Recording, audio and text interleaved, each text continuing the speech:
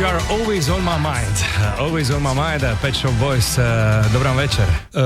Kako spriječiti nastanak otpada, a svi otpad imamo što doma, svaki dan izbacujete smeće, i kako zapravo iskoristiti najbolje od toga da se on i reciklira? Samo su neka od pitanja koja će se evo za nekih 15 minuta odgonetati na radionici kako odvajati otpad na kućnom pragu u Splitskom gradskom kotaru Split 3.